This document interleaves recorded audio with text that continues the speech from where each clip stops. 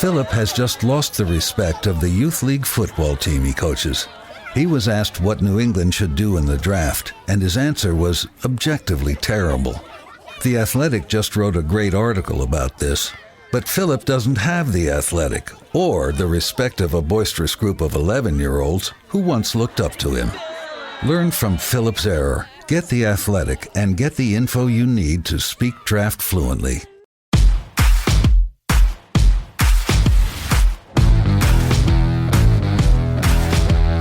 Welcome to the Dogs Podcast with your hosts, Blake Reneker, Justin Charles, and Josh All. What's up, Browns fans? Welcome back to another episode of the Dogs Podcast. Got a very special episode for you guys today. We got Jake Burns from the OBR joining us here in a little bit. Going to talk about the offensive coaching additions, what Jeudy is going to do for the offense, what he expects out of Deshaun Watson in 2024. Going to get into a lot of good stuff with him. Before we get to it, though, remember, if you want to get your thoughts or voicemails or intros on the show, head to thedogspodcast.com. Tap leave voicemail on the drop-down menu. You can also find our merch store in the same area, same drop-down menu. If you're interested in, Josh is wearing one of our shirts. I designed it. He created it. So it was a collaborative team effort here. You can also find us on all the major social media platforms. Just search at the Dogs Podcast. If you're watching on YouTube and have yet to subscribe, please do so. We're trying to get to 10,000 subscribers before this upcoming football season. So if we can make that goal happen, we'll do some kind of awesome giveaway. I'm making this up on the spot, but who's going to tell me what to do? So we're going to do something cool. So help us get to that. If you have already subscribed, obviously we greatly appreciate your support. And if you haven't already, please do so. It helps us out a ton. Make sure you tap the notification bell so you don't miss any of the new content that we're putting out. You can also just listen to the show on Apple, Spotify, and Google if you prefer to just listen. And if you want more Dogs content in your life throughout the week in the off season, head to jointhedogs.com, become an official Dog Pack member on the Patreon page. Extra episode every week, access to the private Discord, fantasy football with us during football season, NASCAR fantasy right now. If you're into it, we're not playing it, but some of the guys in there are. So it's just a lot of good stuff in there. It's basically an online Browns backers group. So if you want to hang out with some people from all over the world, hang out with us on a pretty daily basis, jointhedogs.com, become an official Dog Pack member. So a couple of things before we get to the interview with Jake that I want to talk about. First of all, I think we have to shout out Matt McCrane. Yes. We just had him on. He took credit for his golf buddies' performance at the tournament out in Arizona for getting the second place. We're going to take credit for him 3 for 3 on field goals in the game, including a huge game winner. Yep. Was it 58 or 59 or something like that? So I had the numbers. The game winner wasn't that long. Not to take anything away from him, but he did. I believe he had a 58-yarder in that game, and then he had a game winner at the end, which was pretty cool. Yeah, and then I'm pretty sure he's perfect on the season. Yeah, I think he's 8 for 8 on the season. So for anybody didn't catch that episode, Matt McCrane is the former Browns kicker, was on the practice squad in 2020, 21. Yep. And now he's the kicker for the DC Defenders in the UFL, which their season's taking place right now. Yes. So it was awesome to have him on here. He was a great interview, great dude to talk to. He was a super nice guy. So we're super pumped to see him go out and have the success he had, kick a game-winning field goal right a couple days after speaking with us. So that was awesome. Let's get this guy back in the league. AB, if we ever need anybody after Hopkins, let's give this guy a call. We also wanted to throw out a huge congrats to Hollywood Higgins and Christian Kirksey retiring as Browns. Yes. I know some people might think that's embarrassing, but we here at the Dogs Podcast are not embarrassed by this. We think it's very cool, the organization, and very cool of these two guys who want to retire Cleveland Brown. I think it's awesome. Guys liked their time in Cleveland so much, they want to come back and they want to be a Brown forever. So we wanted to give them a huge congratulations. And if you want Blake's seriously unfiltered thoughts on that topic, join thedogs.com and catch this week's After Hours. I was very, very reserved and nice. Don't have your kids in the car. Yes, please. Very not appropriate. And lastly, before we get to this interview, I want to remind you guys that the Dogs Podcast have a home now. And it is called Kittle's Brick Oven Pub, Greene, Ohio. It's the official home of the Dogs Podcast. They got beer. Brick Oven Pizza is awesome. The food is great. It's all 5-star reviews on Google. we are actually going to have a pizza named after us on the menu. It's going to be a buffalo chicken pizza. We're going to go up and taste some beers. We're going to have a beer named after us on the menu, and we need your guys' help naming them. So I know on the Matt interview, we said we we're going to make dedicated social media posts for you guys to comment your ideas, and then we didn't do that. That's on us. So if you left a comment on that video on YouTube, we did see it. We're going to throw your name. We're going to throw your suggestions. We have them, but please, in this episode on YouTube, in the comment section, drop your idea for a name of a pizza and the name of a beer, or you can on Twitter, Facebook. You can also leave comments there. Instagram. Yeah, and Instagram. Yeah. I'll make a post in each one. There'll be dedicated posts. We'll post them, so they'll be at the top so you guys can see them, so you don't have to go searching for them. Drop us some names. There's not really a cutoff for this. Once we get a good amount that we like, we'll kind of call it quits. We'll pick like our top 3 or 4. Hopefully, if we get enough of our favorite, we'll let you guys vote on it. And that's what we'll name our pizza and our beer at Kittle's Brick Oven Pub, Greene, Ohio. If you're local, Tusk, Summit, Stark, Wayne County, go check them out. Super nice guys. One of the Dog Pack members helps manage the place. Right off the Masson Road exit in Greene, Ohio. Go check them out. It's going to be an awesome partnership with these guys, and we're excited to do it. Remember, if you guys go to Kittle's and mention the Dogs Podcast, say you heard about Kittle's on the show here, you'll get a free appetizer with your entree. Yes. So go check them out right off the Masson Road exit, Kittle's Brick Oven Pub. Get yourself some pizza. Drop us your ideas for the help name our pizza and our beer. We greatly appreciate it. And yeah, go check them out. So like I mentioned, we're joined in studio. Well, kind of in studio. He's in his, we're in ours. Very special guest today, Jake Burns from the OBR, here to tell us why we should be excited about the Browns offense and some of the coaches' hirings, or maybe why we should be temper our expectations. He's the one who's done all the research. We just talked all the crap. That's why we like having Jake on. This is his second time being on the show now. So we're all obviously football fans. I feel like I know football pretty well, but I'm definitely not a film junkie. And it's nice to get a guy in here who I know has watched film and researched and done a lot of the research that I just haven't done and don't have time to do. And so we can get like an intelligent thought on this stuff and just not my dumb thoughts on some of our hires and that kind of stuff. So I'm really excited to have you back here again, man. We appreciate you being here.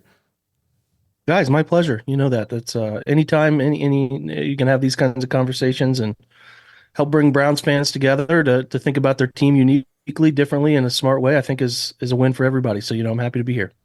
Awesome. So we hired Ken Dorsey a few months back. I know, when we were searching for an offensive coordinator, he was a guy I didn't want because I just their offense was better without Dorsey, and they started winning games without him in Buffalo, so I don't want him.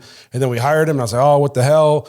And then we started kind of like looking into a little bit more of what happened in Buffalo and a little bit deeper into the numbers, and I started to be like, well, I think they can do some good things with him in the passing game and with Kevin in the run game. What do you see from Ken Dorsey? What he's going to bring? How's he going to influence the offense per se? There's a couple different ways to look at Ken's hire. I think that what should be pretty clear and what you kind of want to delineate here is what does he bring to the table? In Buffalo, they led the league. We're one of the higher usage teams of RPOs. With Josh Allen, that's not a surprise, right? Very quick decision maker, a guy who can really flick the wrist and get the football. The thing with run pass option stuff, it's like a popular buzz term, but you got to understand the logistics of how that stuff comes together. You have to have a quarterback who can make split second decisions. You also have to have a quarterback who doesn't have an elongated throwing motion, who can flip the football either to bubble screens, slip screens, slants, sort of some of those now square in routes in a very quick and accurate way. And not all quarterbacks can do that. Some aren't wired. Think like Russell Wilson, a little longer throwing motion. Some of that stuff comes from a more traditional pass that it's just not in the cards for some of those guys. And that's okay, but you're trying to find a mesh for Deshaun Watson. So one of the things that I'm kind of drawn to when they hired Ken was, okay, it's clear to me that this team in Buffalo under Ken's leadership was one of the heavier usage units with RPOs. I think that's something Kevin started to sort of tinker with last year, but you can tell it's just not a world he's totally comfortable running. I've kind of tracked this over time. Back when Deshaun was the best version of himself, they were running some really unique run pass option stuff that was kind of catching the league off guard back in the 20 so long ago. Deshaun has put together a full season, but like 2020 season when he was, I think we could all agree that that's when, you're making the decision to trade for him, because that version of that guy is like the reason you make the swing you do. But they were doing some really unique stuff with like some read flat wheel stuff, which I wrote on the topic. If anybody wants to read it, if you search that in the OBR, it'll come up. But like they're sending a guy, so they're reading a defensive end, they're sending a backside H back or tight end, some people call it a U utility back, whatever, different offenses label this thing differently. He goes to the flat. You have a wheel route from the slot typically, and you have a post route from the number one outside. And like what it does is it gives Deshaun a chance. Hey, if we want to run inside zone up inside of that read edge, we're going to do it. If you pull it, then we give you 3 options to make a quick decision. And they were doing stuff that was pretty unique there back in 2020. And then Kevin, like the first game back for Deshaun in 2020, what is it, 2? He tried to do this in Houston. They ran it like 7 times.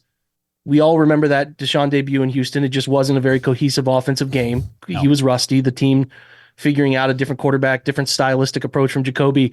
And like I felt like at that point, like everything was like, okay, let's pull back. Like we're going way too into this. Let's pull back a little bit. Let's try to, finish the year. These 6 games, it was 5 games left with what we did with Jacoby, the traditional Kevin stuff, and we'll kind of delve into it in the offseason and really like figure out who we want to be.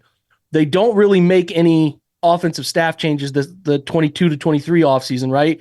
They bring in Musgrave. That's the only offensive change they make. And then I'm like, all right, I'm optimistic that they're going to be doing more things I think they need to be doing, which to me, creating cheap yards has been a problem for the Browns, just creating easy pass to 4 or 5 yards that other teams are finding, whether through jet sweeps or tight zone or various different approaches. I think you can create easy yards, and the Browns offense was not very adept at creating easy yards through stylistic stuff.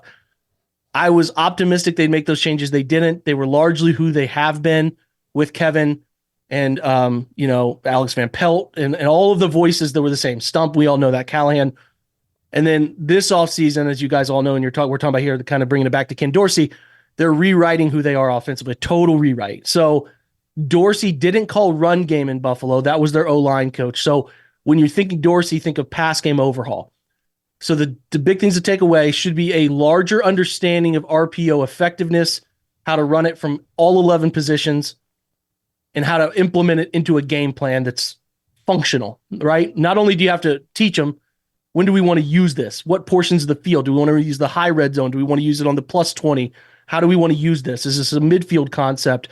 There's just the tendency stuff that goes into being a play caller that's really challenging, right? So with Ken, that's an element. He's a big options route guy too.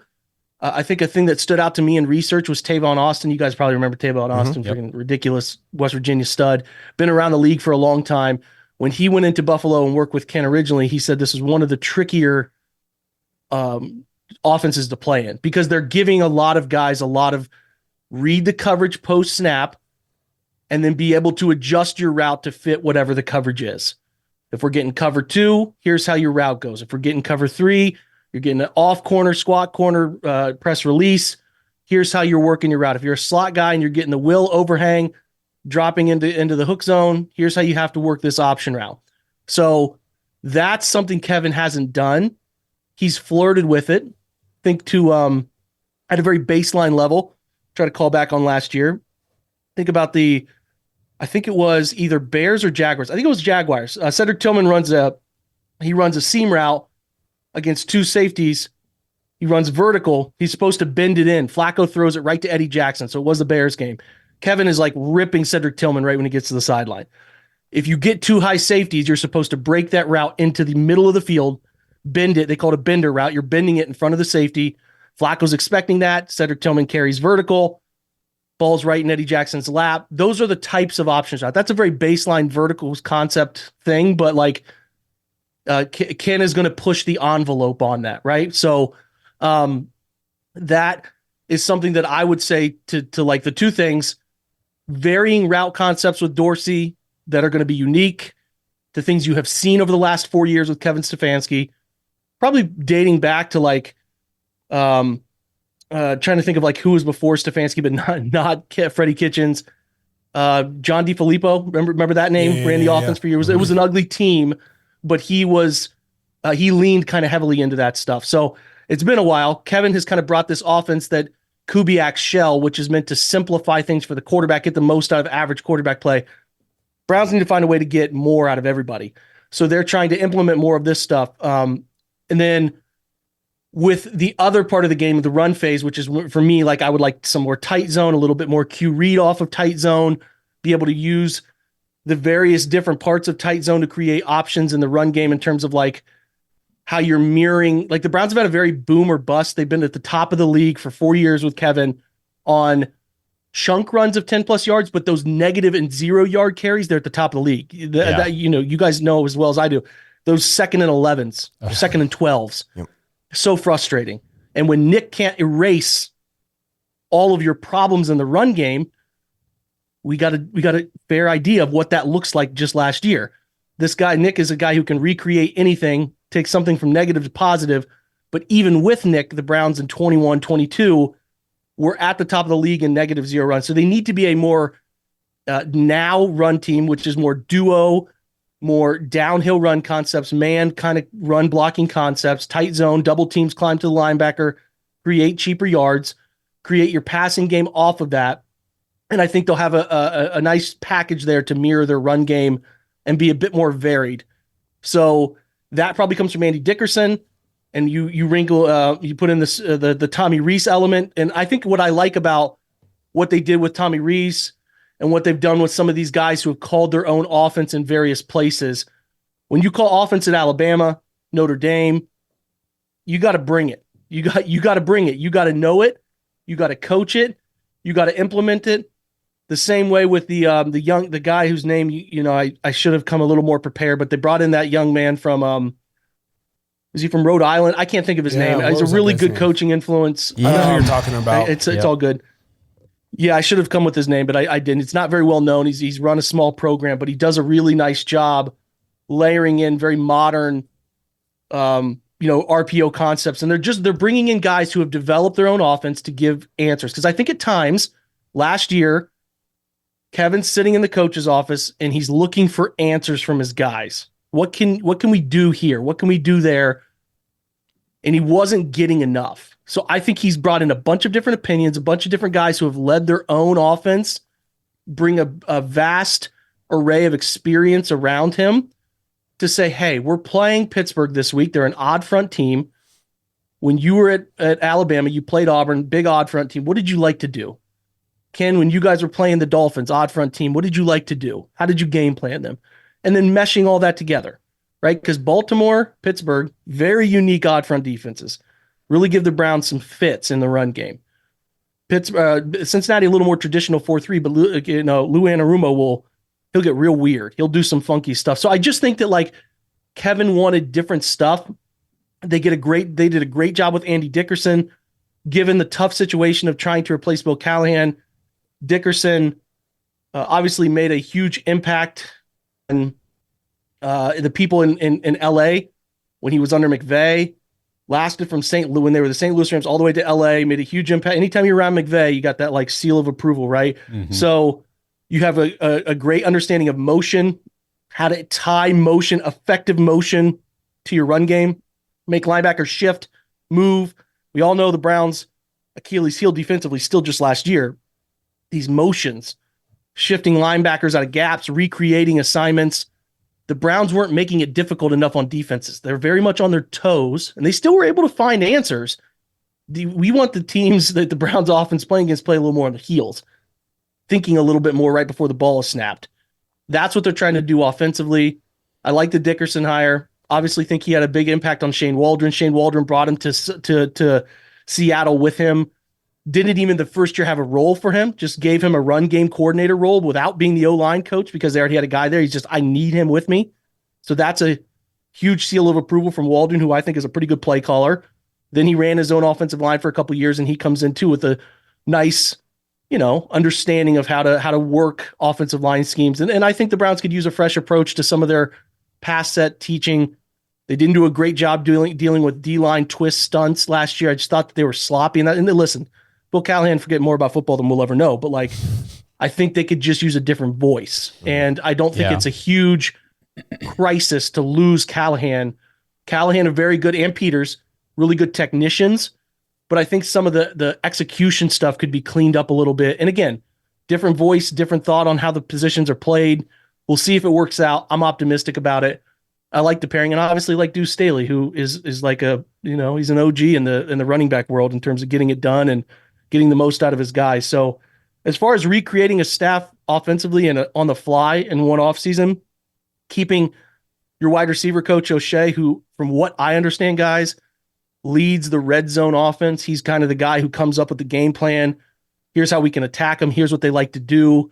Playing, I don't know, the Patriots this week, they love to sit in red 2. They'll play a 80% cover 2 down here inside the 20. Low red zone, they'll be a cover 3 team.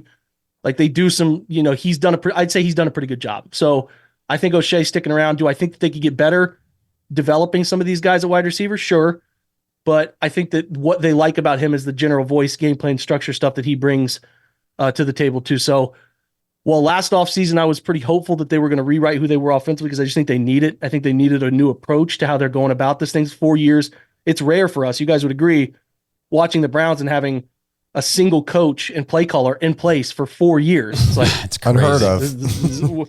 What's going on here, man? Like teams have tendencies on us now. Like that's how it is though. So I think Kevin got to the point.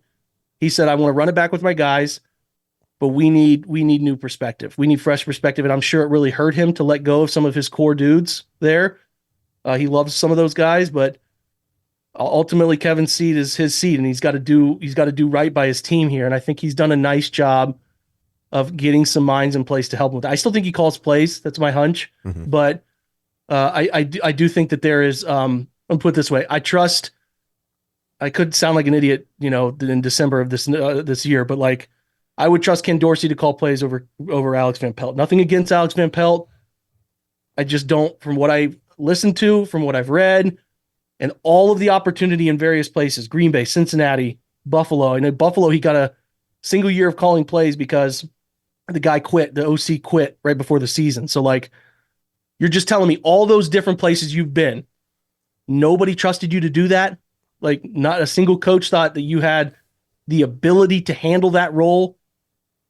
It just makes you like eyebrows raise a little bit. And I think that like a lot of people cling to that playoff game, and it's like, man, defense kind of gave you 21-point head start in that ball game. Yeah. So I wish AVP nothing but the best. All those guys nothing but the best, man, over in New England. I hope it works out for him, but I would trust Ken Dorsey to call an offense before him. So I think that, again, Kevin is, I know we're going to get to that, but I think Kevin calls it, but ultimately it's just a smarter, modern group here, guys. I really like, and I'm with you on the optimism with Dickerson for sure on the O-line, because he was the first guy the Browns brought in to interview for the OC position. It was like immediately when they knew they were going through this offensive coaching overhaul, he was the first guy that they made it a priority to get into the building to get that first meeting with that initial impression, because I think they saw the writing on the wall, if you agree with Bill Callahan, and he was already the guy they had identified as, somebody they wanted in the building. And the other name that I think it was Nick Charlton from UConn. Yeah. Bingo. So he was the OC from UConn. So we've got him and Reese, so two, OCs from college. I think the offense is going to look very different. This episode is brought to you by Omaha Steaks. Browns fans, nothing says summer is on its way like the taste of a juicy, tender burger that is grilled to perfection. And nobody does burger perfection like Omaha Steaks. And right now, when you guys go to omahasteaks.com/dogs, you can order the limited time Burger Perfection Flight. This is one of my favorite deals from last year that they did, and I'm so glad they're doing it again. You guys get 24 mouth-watering steak burgers, not just regular burgers, freaking steak burgers, the pure ground filet mignon burgers, the New York strip burgers, the ribeye burgers, the brisket burgers, the sirloin burgers, and the all-new porterhouse burgers. And you get all of that for just $89.99 when you use our code DAWGS when you check out. Each 6-ounce burger is filled with flavor, from the mild and tender filet mignon to the rich and buttery ribeye. The quality and deliciousness of these burgers can only come from Omaha Steaks, and they are guaranteed to satisfy. And guys, at $3.75 a patty, you really can't beat that with the price of food right now. And the price of meat in the grocery stores is absolutely ridiculous. You cannot beat this deal. $90, $89.99 for 24 of these phenomenal, delicious, awesome steak burgers. And you get all of that when you use code DOGS at checkout. Go to omahasteaks.com Order the Burger Perfection Flight today, and do not forget to use that promo code DAWGS, DAWGS, when you check out to get everything, the 24 delicious burgers. Hurry, because these supplies are limited. Take advantage of this opportunity now before supplies run out. omahasteaks.com/dogs, promo code DAWGS. Before we move on, Ohio, Bet365 is offering new users $150 in bonus bets this month. To receive your bonus bets, all you have to do is sign up for Bet365 using our link, make a first deposit of $10, and place a $5 wager on any game. Once that first $5 bet settles, you will receive $150 in bonus bets, even if you lose the bet. To be eligible for this sign-up bonus, you must sign up through our link down in the description. So if you haven't yet signed up for Bet365, click our link in the description and place that first bet. This offer is only available for new customers who are 21 and older and physically present in Ohio. Please gamble responsibly. If you or a loved one has a gambling problem, call 1-800-GAMBLER. Check the episode description for the full terms to see if you can qualify. I think a huge thing for the Browns, one of the biggest things you always hear about from Kevin detractors is, and I think it's made up, is his ego. He has too big of an ego to give up the play calling. He doesn't want to win. He just wants to win Kevin's way. I think the fact that he was willing to, like you said, it probably wasn't easy to let go some of these guys who have been with him the whole time and guys he's coached with in other places. But the fact that he didn't bring in a group of yes men, he didn't go out and find a bunch of other Kubiak style offensive guys to bring in. He went out and got guys who are going to challenge the way he looks at the game. They're going to tell him, no, I think we should do it this way. I've had success with this. I think this is like the ultimate sign that Kevin doesn't have an ego. He just wants to do what's best for the Cleveland Browns to be successful. Yeah, I mean, you have no other way to look at it. It's the same with the defense overhaul the year before, right? Like, there's no grand connection between Schwartz and him. He said, I'm going to interview people, and whoever I think is the best fit to handle this role is going to get the job. So, we gave him a fair chance to rewrite the entire defensive group, and I think we would all agree he did a pretty good job, right? Not the defense wasn't perfect, and certainly some things that Bobby Slowick showed him they need to work on in the wild card game, but like. That was a pretty successful endeavor. I think we can all agree. But like, I think with offense, I don't think the Browns' offense has been costing them ball games throughout Kevin's tenure. I think they've been largely a pretty big net positive. And you look at last year and you're like, some pretty tumultuous stuff going on there at the quarterback position. So it's hard to really base it on that. But I think that Kevin's desire here to recognize a flaw in their approach and say, hey, 4 years into this thing, I think the teams in this division, whereas some other divisions, maybe the NFC South, or again, many places where coaches turn over and move, like he has now operated 4 years against the exact same coaching staffs on every team in the division. Mm-hmm. Like they have a good feel for what he wants to do underneath the umbrella of a wide zone structure. So he is trying to create pivots, answers, schemes, and he can only take it so far under what he was previously running. So they should, guys. Now, the preseason game last year, the Hall of Fame game, they ran inside zone like 20 times in that game, and I'm like, all right, moving in the right direction here. Then they ran it like 20 times. Then they ran it like 20 times the whole season. So looking back on it, was overly optimistic because the DNA of everybody on that staff was built towards who they have been for 4 years. You rewrote all of that this offseason. So if they come out and a bunch of 12 personnel plus a sixth O lineman all the time, and they don't look stylistically different this year, I will be really surprised by that. I think it's going to feel probably a little bit like you're watching some Buffalo, probably a little bit mixed with what the 2020 version of Houston was, living in the gun a lot more, but not afraid to run and be the core part of your identity from running from the shotgun stuff. Like less lateral run game in gun, which you guys probably as frustrated as everybody was frustrated. They do that. And that's the negative zero stuff. They would do a great job. They'd run, GT counter and kick out and try to log up and through, and it'd work once. And then the next time the edge blows up the pulling guy and you're taking a -3, right? Like those plays are very boom or bust, because if one guy doesn't get the job done, it can be a dead play.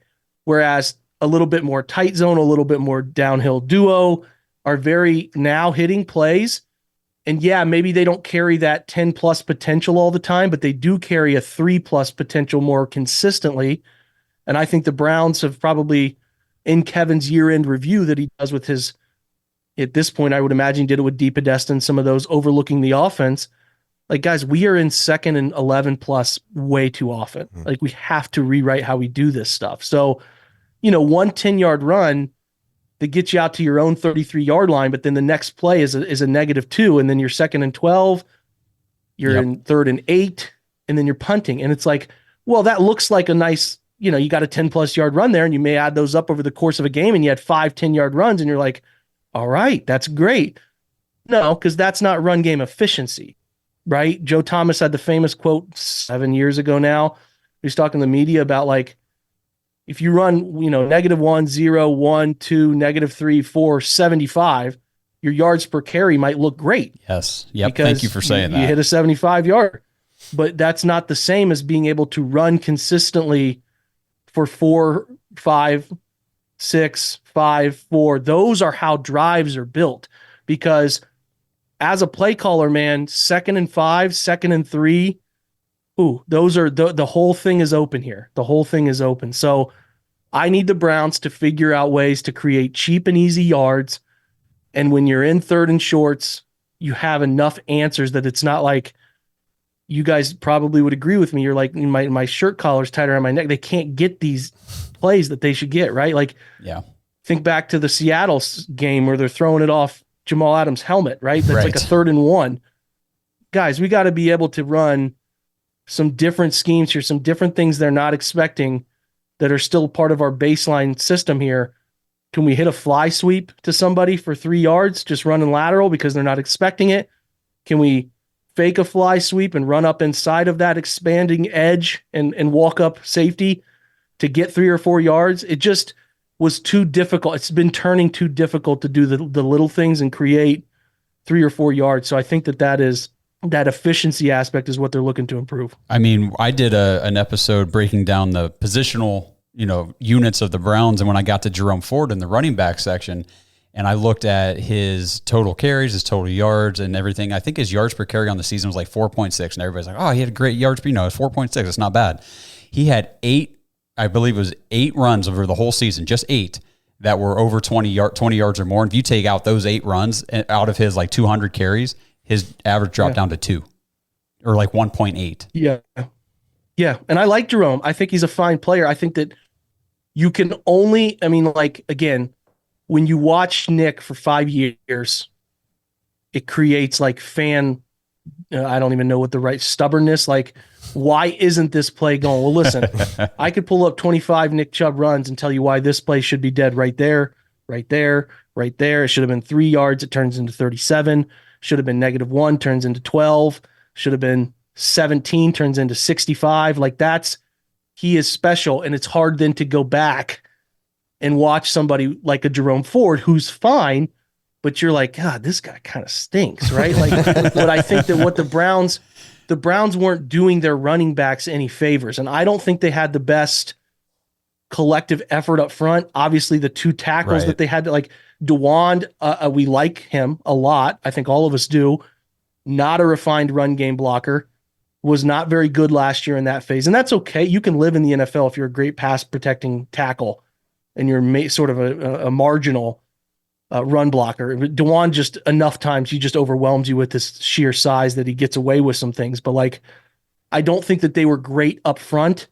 I think that they were also playing defenses who had a very keen feel for, like, 3rd and 6. What are they going to do? Oh, I know what they like to run here. They're going to run boundary pin pull. Like, that's what they like. Oh, where's the running back lined up? Kind of maybe 2 schemes they can run here. Like, the defenses had a really good feel for how they were running the football. So I don't think they did them any favors there. I'm actually really interested to watch Jerome, and some of the, and maybe they draft a guy too here, and some of the varied stuff that they can put out there this year, because I don't think they did him any favors. And, I think you guys would agree with me. I'm not sure Jerome mentally was, like, prepared for that. All of a sudden, Nick has this horrendous injury, and it's like, oh, hey, you're going to be a 200 carry guy for us out of nowhere. Yeah. So he's got to get his big boy pants on this offseason. I'm sure he's working on that. And some of these other guys, it's a good opportunity for a lot of these guys now to make an imprint, because it's uncertain if Nick will really be back in a meaningful way this year, at least until midseason. Yeah. Well, you mentioned, I'm sorry, man. You mentioned running backs in the draft. I might as well just hit that real quick. Have you been doing any draft prep scouting on any of these running backs? Or is there a guy you feel like would fit, or 2 or 3 names that would fit what you project the Browns to be moving toward this year? Philip has just lost the respect of the youth league football team he coaches. He was asked what New England should do in the draft, and his answer was objectively terrible. The Athletic just wrote a great article about this, but Philip doesn't have the Athletic or the respect of a boisterous group of 11-year-olds who once looked up to him. Learn from Philip's error, get the Athletic, and get the info you need to speak draft fluently. Sure. I mean, listen, I've got a couple kids now, so my scouting time is not great. Get it, man. Get it. Yeah. I can't grind tape from midnight to 2 when you got a 1.5-year-old that's going to wake up and punch you in the face at 6 a.m. So those are fun. Those are fun. I get it. They're never ending. But I would say there's some guys that have been linked to the Browns that I think make sense. 54 to me, guys, is not a realistic player for the Browns to take a back. So you're talking about like 85, 156. So we could, like, if they're going early, a guy I would love is Trey Benson out of Florida State. I think he's got great contact balance, really nice downhill one-cut vision stuff, good burst, can be a nice part of the passing game. I think if they went like 85, or if they moved back, say, and gathered a pick or two from 54 and whatever, he's a name early. You're talking like mid 156, or if they move up from 156 to like 120 because of a trade scenario, like Audric Estime out of Notre Dame. I know he didn't run as fast as everybody wanted him to at the combine, but he had a much better session at his pro day. Young, 20 years old still, like a lot of the boxes that they check, and he's really good at creating yards that are not supposed to be created. So I think I love to look for running backs as yards over expectation, and he's a really nice player in that regard. He's a big body guy, but he also plays in a way that is less contact driven. So ability to shift the hips quick, kind of like not take the brunt of hits. But I think he's got that middle round, a really nice influx of like the concepts of the Browns. And obviously Tommy Rees knows him, right? He's just one grade of separation away. Rees went to Alabama for a year, but there's a connection there too. And then if you're late, the kid I like out of Troy is Kamani Vidal. It was a not a very popular name, but if they go in the 200s, he could last to the 200s. And I think Vidal is a fun football player, kind of like not as fast as Keaton Mitchell, the kid I liked out of East Carolina last year, is unfortunately in Baltimore, but really, I mean, the thing hips are shift, very quick in and out of cuts, can sink the hips, can read process.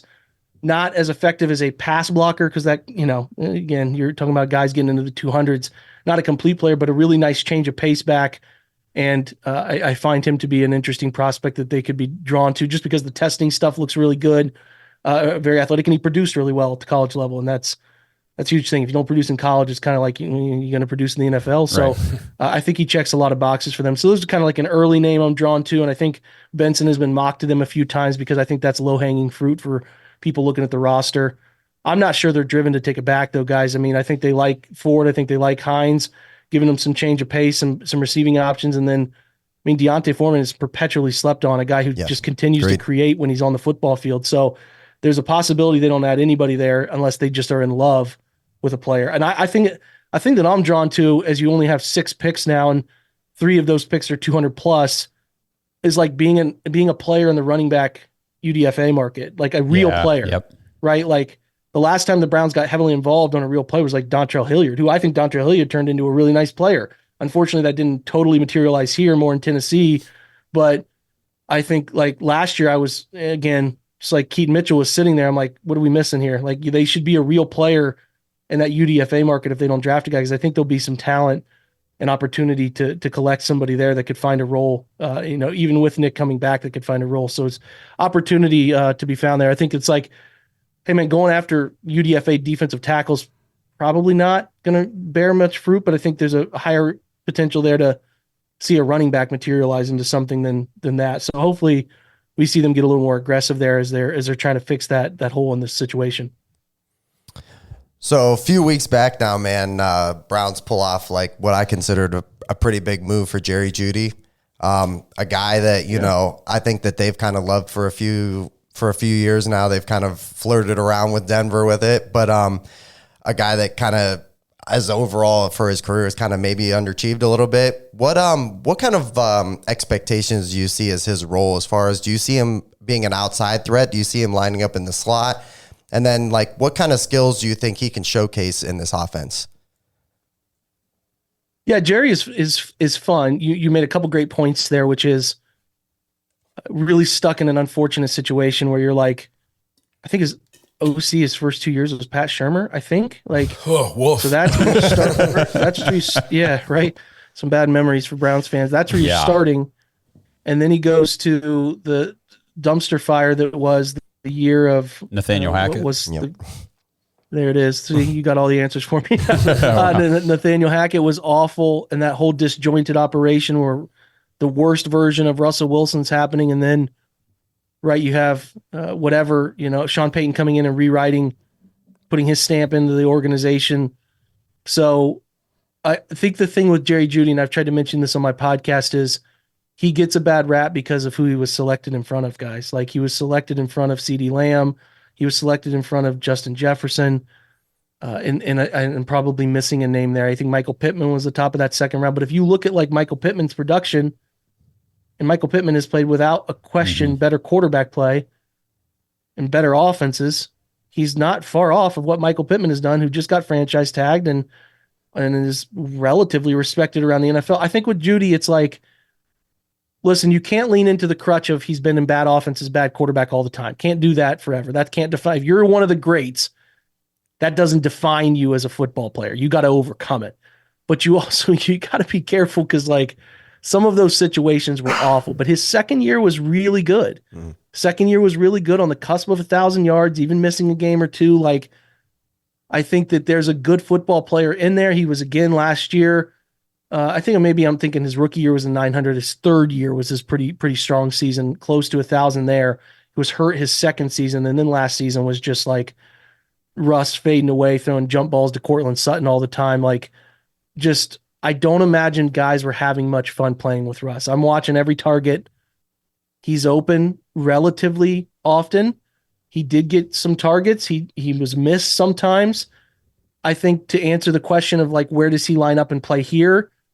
Probably a power slot, a bigger slot receiver that can run some of those now slants and RPO stuff, can be somebody who can beat up on will linebackers or down box safeties. He can take advantage of those matchups, because I think they like, this is how I would envision it. He can obviously play Z. He can obviously be in the boundary and play X and play one-on-one. He's not a guy that can't beat somebody, walk down into his face and getting their hands on him as a guy on the line of scrimmage. He can also get in motion from a Z alignment and move around, do different things, get a free release. The thing I like about him is he was top 10 in yards after the catch last year in terms of his ability to catch a football and get upfield and burst right away. I don't think his top end speed is elite, so he's not going to run by you all the time, but he can. The route nuance is good. It's not great, but good. Like, he can run double move routes. He can put those into practice. He can put difficult routes in place, like comebacks, like a rail route to a comeback. He can run digs. He can do a lot of the complex route stuff you want. I don't think he's Amari Cooper, but I'll tell you what he'll love to do is learn from him and add to his game a little bit. I've seen people try to tell me he's not a route runner. I think he is. Like I said, I don't think he's in the top 2%ers of that realm, but I think he's good enough. And I think the Browns envision him as a guy who's going to get better in a place he's happy to be, can play a whole bunch of different alignments, right? And should be able to be a matchup driven target situation week to week, because Amari Cooper is going to get attention. 85 running it wherever he goes is going to get attention. Jeudy should be able to find outbreaking routes, comebacks, sort of those sail routes, double moves, slants, operate inside the hash marks. I envision him being a really contributor here. And the good thing for the Browns is they have a very ample outside receiver who I think they were misusing Elijah Moore a lot of last year. He is an outside receiver. He's just, the problem with him is he's an outside receiver in a slot receiver's body. So that Right. brings challenges to how you use, he's best outside using the whole route tree because he's a very good route runner. But he's not comfortable operating in the slot. Like, it was just a very uncomfortable experience for him doing that in New York and then doing it again in Cleveland. And when they put him outside late in the year, much better. And I think they're going to use these guys in a whole bunch of different alignments, bring Cedric Tillman into the fold when they want to have additional blocking ability. But I think Cedric Tillman, they want to keep developing him. Like, I see a world where they're going to play 4 receivers. And if they love a guy in the draft, they still might take another one, because what they are doing is, we know Jerry is going to be a part of this in 25 and beyond. So that tells you who they're going to target. They're going to give him targets. He's here for 41 million over the next 3 years. Like, they're going to give him target. They got to make, they got to get their return on the investment. But if you want to be here, Elijah, if you want to continue to be here, Amari, all of these, Cedric, whatever, you got to earn it. And that's unique. I think we would all agree that the Browns have been fighting to find wide receivers to play at times. Now they're in a position where it's like, hey man, if you want to get on the field, I don't care if we took you in the 3rd round, you got to earn it. So I expect Jerry to be, because I think he's just a nice receiver. I'm not here to call Jerry Jeudy like an answer, just a perfect answer. They are taking some risk. He might not be any better than what we saw in Denver, but he might be, because he might get the ball more consistently in places that I think he can thrive. And if that's the case, you're looking at like an 1,100-yard receiver, right? The Browns have been fortunate with Amari Cooper's health and some of that stuff, so they're giving themselves options. I just think Jerry will be a focal point of what they do. They'll do a lot of different things with him in the slot. They'll move him around outside, and I think that they will. You'll come to like him. I don't think the drops are an issue. He tracks the ball well enough for me. I think that stuff was early in his career, kind of like Amari's was early in his career. They got over it. You get over that, you move on. So I think that there's a really good place for him in this offense. And they eventually say, like, can he be a version of Amari 25, 26, 27? I think he can, right? Like an 1,100-yard, 8-touchdown receiver. And I think that would be the best expectation, right? If he's like a 700-yard receiver the next 2 years, that's a bummer. If he's playing every game, he needs to be an 1,100-yard receiver for your investment. And I think that that player is in there. If he, finds a quarterback that can get him the football consistently and find him when he's open, that's something Russell Wilson wasn't doing. And I think that offense in general in Denver wasn't very efficient. Not very long drives, weren't scoring a ton of points. We think the Browns are going to score. That's the case. He's going to be on the field a lot, should get 115, 120 targets. And I think that there's production in that, guys. Awesome. I completely agree. I think I think a lot of people are down on Jeudy because what he was supposed to be, like what you said. I don't think by any stretch he's not like an elite guy, but he's far from bad in my opinion. Like he's very much like he's a solid guy who can play very well in the right situation. So I think you hit the nail on the head there. Yeah. I think people see Jerry as like less. Not bad. I'm not trying to correct what you're saying bad, but like he's been average at times, and the expectation for what was he, the 9th pick, is to not be that way. The question the Browns are answering here is saying we think he was average because of his environment, and we think we're going to improve that environment and take him from his 2022 season, which was good, to being a great receiver. They're taking a risk. They're taking a calculated risk here because if Denver felt the same way, they wouldn't have let him out of their building. If another team wanted to come in and offer a 4th and a 3rd, he goes somewhere else.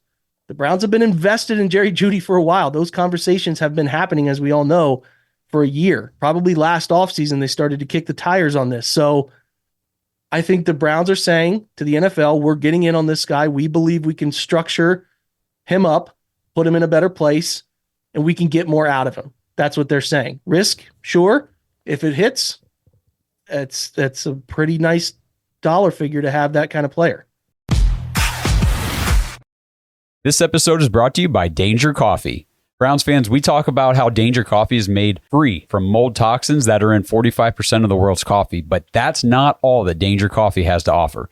Mineral and nutrient deficiencies are a big deal. They make you feel sick, tired, stressed, and they can give you brain fog. These deficiencies negatively affect your immune system, your digestion, sleep, metabolism. Have you ever wondered why you get an initial burst from your coffee, but then you get that little crash not long after?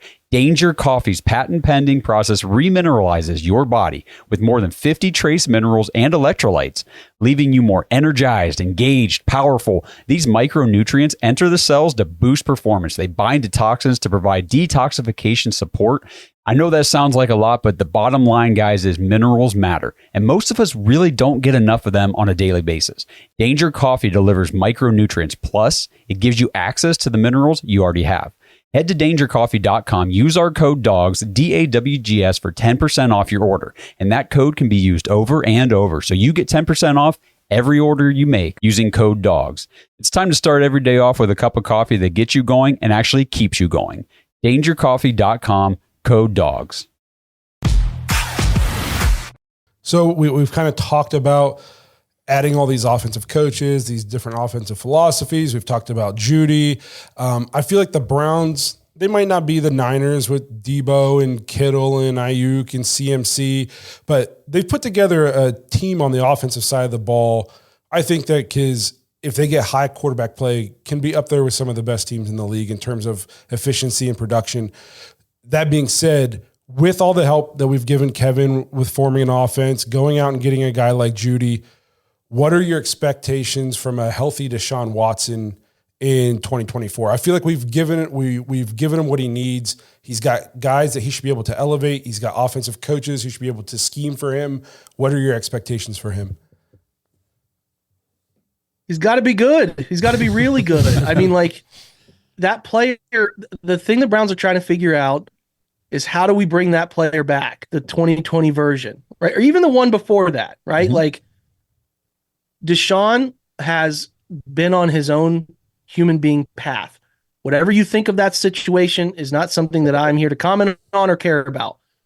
His path has been figuring out who Deshaun Watson is again. This guy who went from universally loved throughout high school, throughout college, throughout his early NFL career, to then universally hated. For right or wrong, universally hated. And that's hard. Listen, to any athlete who goes from being loved to hated, it's mentally a challenge for him. I think Deshaun, the quarterback, is more than capable. It's whether Deshaun, the person, is in the right place mentally. He's comfortable in Cleveland. He believes in the changes they made to this staff that tell us, are we getting a top 15 quarterback or a top 7 type of quarterback, right? Because confident Deshaun Watson, shooting arrows, having fun, that's a dangerous player. We haven't seen that here, guys. We have not seen that confident version of him. And the Browns are spending all of their assets, both leadership-wise and roster-wise, to get that guy out on the field again, right?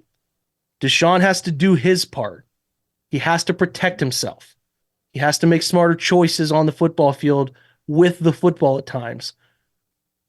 I expect him to be a 25-10 quarterback. You know, they're running it fairly well, but a 25 touchdown, 10 interception type, top 10, top 12 guy this year. And then he continues to build on it. Like, the ceiling for me, guys, is he's a top 7 quarterback. The basement has to be top 15. He's got to play 6 to 17. How many games to play? 17 games. He's got to be healthy. He's got to make the right choices to protect his health. Don't play recklessly anymore. You're not 24 years old out there, man. Like, you're approaching 30. Protect your body. Live to play another down, and do what you have always done, which is deliver the football downfield to receivers that you process and find. Forget all the noise anymore. It's over. It's moved. Everything's done. I know there's a lingering case out there. I understand that, but like, the story is written on that stuff. The only story you can define now is what happens with the next 7 years, 8 years of your career. So stop worrying about that, because it's over. You've become a new person here. So shape your football future. That's the thing he's got to do. My expectation is that everything around him is in place to be really good. And I think that everybody, Cleveland fans, should be expecting him to be really good. If he shows up this year and it's sort of that passive version of him and he's running around and he's not believing what his eyes are seeing and he's taking, negative plays and he's careless with like a football because he doesn't want to take a sack and he flips it back. Like if he's doing that stuff again, we have to start to get concerned, because the only version I've ever enjoyed of Deshaun Watson's tenure anywhere has been that dude who is very confident, and he'll rip it into tight windows and he'll throw the football downfield and give his guys a chance, right? And he's comfortable handling the football and doing different things, and 3rd and 6 running for 7 yards to get that first down, making things happen in the pocket, scrambling out of really tight. We saw glimpses, right? We saw the Baltimore game. We started to feel like it's still there. The biggest thing for Deshaun Watson is he just got to play. He has to play football games. He's played like 12 games since the 21 season started. That's jarring. Like, you have to play. Like, no matter who you are, Peyton Manning, Andrew Luck, these guys who have missed huge portions of seasons, eventually the NFL, the game's moving quick again because you miss time. So he needs to play, stay healthy, play. He'll be, like, to me, the guy is still in there. The Browns have done all they can to put the things around him he needs. It's up to him. Yeah. I'm expecting a guy who's a top 12 quarterback, right? That's what I think everybody should be expecting. Now, he puts 16, 17 strong games together. Next year, hey, buddy, let's reward this organization. Let's give him top 7 quarterback play here. Keep getting better into your 30s. That's got to be the goal here. So another year of like, he was okay, and we saw, like, that's not good enough anymore. You're year 3. It's your organization. They've done everything they can to surround you with money, with the pieces and the organization that you need. They've helped you rewrite your, personal career here. They've put faith in you. He needs to reward the fans, and he needs to reward the people paying him the money, right? So it's all there for Deshaun Watson. It's whether the person is mentally able to grasp it and take it and run with it. Yeah, I mean, we talked a ton during the season. There was just so many points in games where we said, again, just doesn't seem like he's totally, like you said, trusting what he's seeing on the field. He's not making the right reads, or you got a couple guys running wide open. It's like, why is he not throwing the ball to these guys? And some of that corrected itself as the season went on. And we use the Baltimore game all the time as the example, but I say to so many people that is the quarterback right there that gives you an opportunity to win any game against any opponent. That version of Deshaun Watson in that Baltimore game. I mean, a rough first half, things weren't going our way, and it comes out in the second half and puts everything on his shoulders, and defense steps it up. He steps up his play, plays perfect, and we win the game. And that's something that not every quarterback's capable of doing. Yeah, it's exactly right. I mean, the Arizona game, there were some flashes where he's yucking it up with the Mario on the sidelines, saying, hey, man, if they cheat that safety down and they want to run that bracket, just run through the bracket. I'll loft it to you. Like, he has always been supremely confident that I'm the best player on the field. Track that wherever he's been. When you start having that in your mind, maybe I'm not as good as I think I am. And there have been moments here because he's trying to get back into the swing of things. There have been moments he's not the same guy. So he has to practice, play, and get the confidence back. That's it. That's as simple as it is. Because when that's back, you don't struggle to process. You believe what you're seeing. It's cover 2. I got a seam beater up the middle on Tampa 2. I'm ripping this thing. I'm not worried about it. That's what he's got to be. If we look back and we're in November and he's having a great season, we're probably going to say, look how confident that guy is again. That's the difference. And that's my hope with the Ken Dorsey. We talked about whenever we first signed him, looking back at when Josh Allen took the big steps, the MVP voting where he finished like 2nd and 3rd was with Ken Dorsey, Cam Newton. I mean, you saw those guys, and what did they have? They had that supreme confidence in their abilities on the field. So I'm really hoping that Ken Dorsey gets that back with Watson, helps him get more comfortable in this new offense that's designed more for him, and we see that confidence come back because we need it. No, I think you hit the nail on the head again with everything. You just got to go play football. And the only way to get better at football and to be more confident is to play football. You can't do it, watching film or watching from the sidelines. You have to be in the game. You have to be playing. So, I'm you can take practice reps. I don't mean to cut you off. No, you're good. You're good. I'll just say you can take as many practice reps as you want, but I know I'm not getting touched. So whatever. Like if I don't process it in time, I'm not getting sacked. You got to get on the field where the 300s across from you, the 250 speed burners off the edge are trying to rip your face mask off. You have to get out there and do it with live bullets. That's the only way you get comfortable again. I firmly believe that the player that we watched in 2020 is in there still. The thing is, though, he cannot keep missing time. That's the only thing hindering. The suspension hurt a lot because he missed 21 and then half of 22.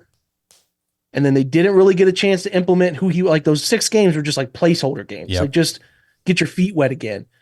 And then he gets hurt in the fashion he gets hurt. And then in 23, they need to just like the relationship of just doing this every Sunday has to happen. And I think if they do that, and we're talking about 2 years, right, of 34 ball games, sprinkle in some playoff games, God willing, and you're going to see the quarterback that you would expect it to have had when they traded for him. But I think the thing that I know I did, guys, when it happened and thinking through it and hindsighting it, he missed a lot of football. And I think I underestimated how hard it is.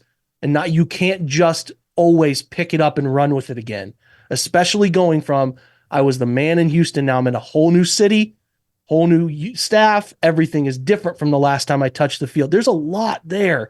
And then all of the stuff about his personal life, it's a lot there. Andrew Berry talked about it like a month ago. He said, this is a 10-year investment with Deshaun Watson. Maybe they bookmarked these first 3 years might be really challenging for him. Personal stuff. People don't like him the way they used to like him. New city, new environment. He's never lived in the North before. What does that do? How does he get comfortable there? And then a new structure, system, coaching staff. Like, to me, though, this is it. This is now, we're in year 3 with this. These next 3 or 4 years, you should be putting together some good football, and the Browns need it, right? And I think the fan base needs some consistency there too, and feeling like you know who you have showing up every Sunday, right? That's what they're doing. That's why they're chasing it, guys. You chase these quarterbacks that make you feel that euphoric state every Sunday that no matter what happens out here, we have a guy that can win. It could go any wonky way, but we have a guy that can get it done. That's why you give him the money they gave him, and hopefully we see that version again, because I can tell you, I haven't experienced it much. You know, you guys, I mean, I'm covering the Browns. You guys are talking about, we're all in the same boat here. We haven't had it much, but when you got a guy that's dealing, it's a special feeling to watch and know that, like, doesn't matter. We can come back and get this done. It can happen. And that let's just hope that that's the experience that the folks that care about this team get for the next 3, 4, 5, 6 years, right? I know I need it. I do too. I can point at my dad and tell him he was wrong. No, it's just, Wayne, man, we appreciate you being here, taking time out of your night. Awesome as always. Thank you again for being here. We'll get you out of here. Go get yourself some dinner. Hang out with the kids a little bit before bed so you can start crunching more film. Again, thank you for being here, man. And we can't wait to have you back on again sometime. Listen, anytime, guys. Happy to be here. You guys do a great job. So, like I said, appreciate it. Yep. Thanks, man. We appreciate you. Once again, we want to thank Jake for being here, joining us, taking time out of his night. He always gives a ton of good stuff. He knows way more about X's and O's of football than I do. And, I used to think I knew some stuff. Apparently I don't know jack shit because he knows way more. And that's why we like getting him on here, because we see things and we think things. And then he comes on here and says, oh, it's this, or I'm seeing it this way. And I'm like, okay, man, maybe I was wrong, or maybe I was right. So it's nice to have a guy who really dives into the film, who can, he tells you, this is what is actually happening. Not just, we're not housewifing. I don't know if any of you guys know that term. That's when people just watch the ball and they don't know what's going on. Okay. That was an old high school football coach and what he used to say to us. So again, we appreciate having Jake on, taking time out of his night. Again, we appreciate you guys watching, listening, subscribing, helping us grow the show, even throughout the off season. Remember, jointhedogs.com if you want to become a Dog Pack member to get extra episodes and access to that private Discord and all the good stuff that comes along with with it. We appreciate you guys being here, and hopefully none of you guys are embarrassed to be fans of our show. I'm just going to harp on that forever, Adam. So again, we appreciate you guys being here, and we'll see you guys next week. Thanks for listening to another episode of the Dogs Podcast. Make sure you subscribe on YouTube and follow us on Twitter at the Dogs Podcast. Get your thoughts on the show at thedogspodcast.com.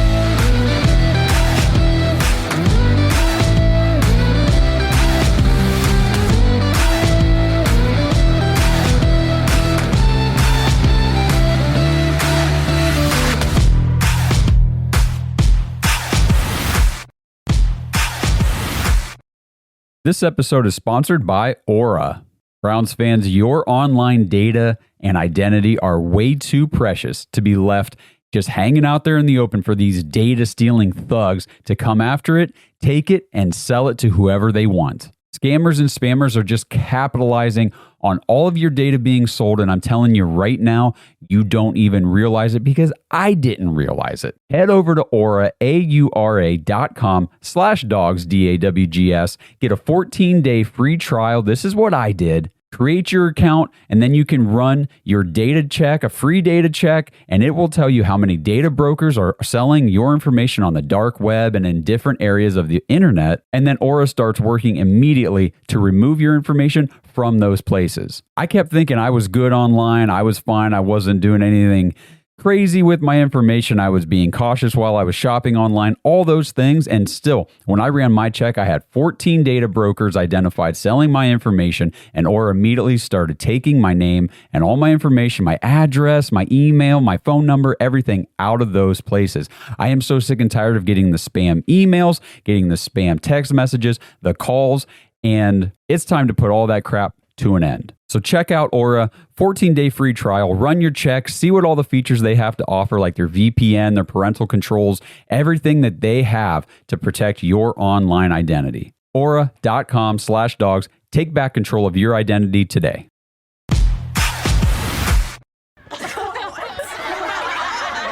Philip has just lost the respect of the youth league football team he coaches. He was asked what New England should do in the draft, and his answer was objectively terrible. The Athletic just wrote a great article about this, but Philip doesn't have the Athletic or the respect of a boisterous group of 11-year-olds who once looked up to him. Learn from Philip's error, get the Athletic, and get the info you need to speak draft fluently.